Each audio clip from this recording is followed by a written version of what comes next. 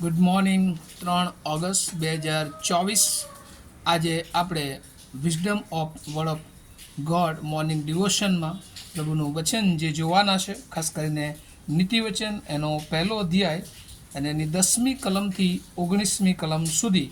અને પ્રભુનું વચન આપણને આ પ્રમાણે કહેશે: મારા દીકરા, જો પાપીઓ તને લલચાવે તો તું તેમનું માનતો નહીં.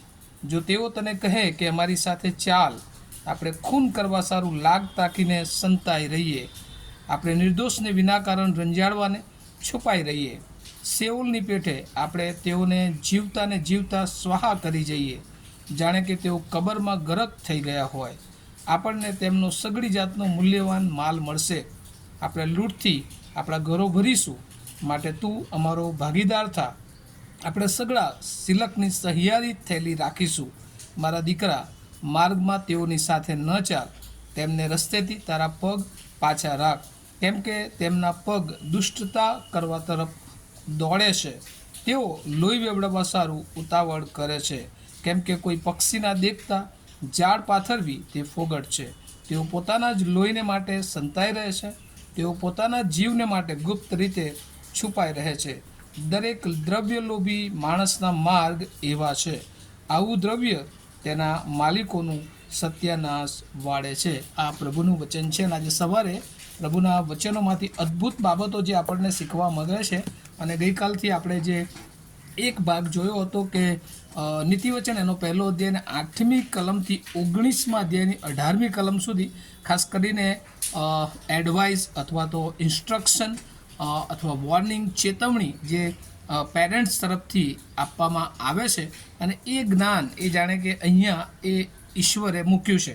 અને એટલે આખા શાસ્ત્ર ભાગને જાણે કે ફાધર્સ ઇન્વિટેશન ટુ વિઝડમ, અને પિતાનું એ ખાસ જે જ્ઞાન છે એને આમંત્રણ છે. અને એમાં ખાસ કરીને ઇન્સ્ટ્રક્શન જે ખાસ કરીને ઘરમાંથી આપણને મા બાપ તરીકે પ્રાપ્ત થાય છે.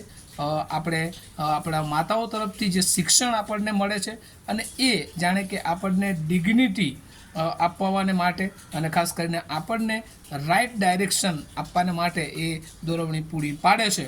અને આ જે ખાસ કરીને જે બાબતો, જે જ્ઞાન કે જેના દ્વારા આપણે વૃદ્ધિ પામીએ છીએ, અને આજે જે વચનોમાં આપણને જોવા મળે છે ને, તો ખાસ કરીને ચેતવણી મા બાપ તરફથી ઘણી બધી વાર એ જ્ઞાન રૂપે ઈશ્વર મારફતે આપણને જે ચેતવણી મળે છે. અને એ ચેતવણીમાં આજે સવારે જે પ્રભુનું વચન આપણે 10મી કલમથી આગળ વાંચ્યું, ને ત્યાં આપણને શીખવવામાં આવે છે કે કોઈ પણ એ શૈતાનની સ્કીમ જે છે, શૈતાનના વિચારો છે, શૈતાનનો માર્ગ છે, એમાં આપણે ન ચાલીએ.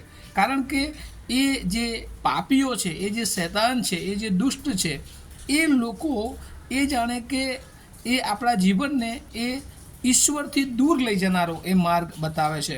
કારણ કે જ્યારે જે લોકો પાપમાં જીવન જીવતા હોય છે અને એમની સાથે જો આપણે જીવન ગુજારીએ છીએ, તો એ પાપીઓ એ હંમેશા ઈશ્વરની વિરુદ્ધ દુષ્ટતાનો માર્ગ પસંદ કરતા હોય છે. અને એ માર્ગમાં જો આપણે એમને સપોર્ટ કરીએ છીએ, આપણે ચાલીએ છીએ, તો એક દિવસ આપણે પણ એ ઈશ્વરની વિરુદ્ધ એ પાપ કરનારા માણસ તરીકે બનીએ છીએ. કારણ કે પાપીઓ ત્યાં લખવામાં આવ્યું છે, ખાસ જ્ઞાન, જે ખાસ સલાહ, ખાસ સૂચન, ખાસ શિક્ષણ આપવામાં આવ્યું છે કે પાપીઓ તને લલચાવે તો તું લલચાવતો નહીં.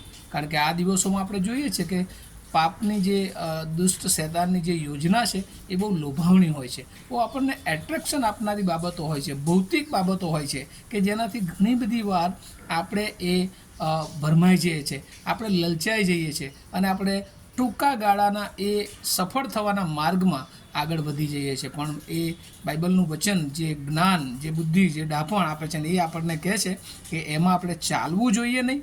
અને ખાસ કરીને એવા માર્ગોથી જે ઈશ્વરના માર્ગો નથી, ઈશ્વરની બાબતો નથી, ઈશ્વર તરફ લઈ જનારી એ બાબતો નથી, પણ પાપ તરફ લઈ જનારી બાબતો છે, એનાથી આપણે દૂર રહીએ. કારણ કે પ્રભુના એક સેવક ડીએલ મૂડી એ પ્રમાણે કહે છે કે પાપ તમને બાઇબલથી દૂર રાખશે, અને બાઇબલ એ તમને પાપથી દૂર રાખશે. કારણ કે એ વચન, જે એ જ્ઞાન જે ઈશ્વર આપણને આપ્યું છે, અને હંમેશા આપણને પાપથી દૂર રાખશે. કારણ કે પાપીઓનો માર્ગ એ હંમેશા એવું લાગે છે શરૂઆતમાં કે આપણે બીજાને ફસાઈ દઈશું, કે બીજાને હેરાન કરી દઈશું, પણ આખરે બાઇબલ યોહાન 10:10 કહે છે, કારણ કે એ શૈતાન જાણે કે ચોર ની સમાન ત્યાં જોવામાં આવ્યું છે. અને ચોર એ માત્ર ચોરી કરવા, મારી નાખવા અને નાશ કરવાના હેતુ સિવાય, ઈરાદા સિવાય એ આવતો નથી. પણ આપણે તો પ્રભુ ઈસુના બાળકો છે, અને એટલે તેઓને જીવન મળે અને તે પુષ્કળ મળે એ માટે હું આવ્યો છું, એવું આપણે પ્રભુ ઈસુ ખ્રિસ્ત એનું વચન કહે છે.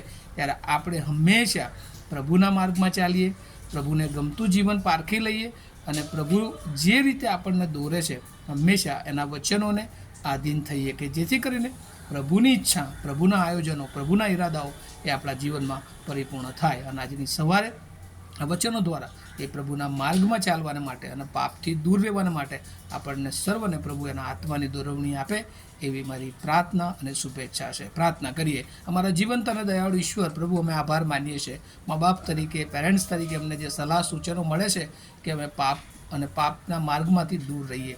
પણ ઘણી બધી વાર આ પૃથ્વીમાં પ્રભુ અમે એવા લુભાવણા માર્ગોમાં ફસાઈ જઈએ છીએ. પણ આજે સવારે પ્રભુ તમારું વચન અમને શીખ્યું છે કે આખરે એ અમને ફસાવનાર હોય છે, અમને તમારાથી દૂર લઈ જનાર હોય છે. ત્યારે પ્રભુ એ માર્ગથી અમે દૂર રહીએ અને હંમેશા પ્રભુ તમારું વચન, તમારું જ્ઞાન, તમારી બુદ્ધિ, તમારું ડાપણ અને તમારા અંતર આત્માની સમજ પ્રમાણે પવિત્ર આત્માથી ભરપૂર થઈને અમારા જીવનમાં દરેક બાબતોમાં પ્રભુ તમને ગમતું પસંદ પડી અને આગળ વધીએ એવી પ્રાર્થના ઈસુ પ્રભુના નામમાં સાંભળો અને તેનો સ્વીકાર કરો. Amen. Have a nice day to all of you.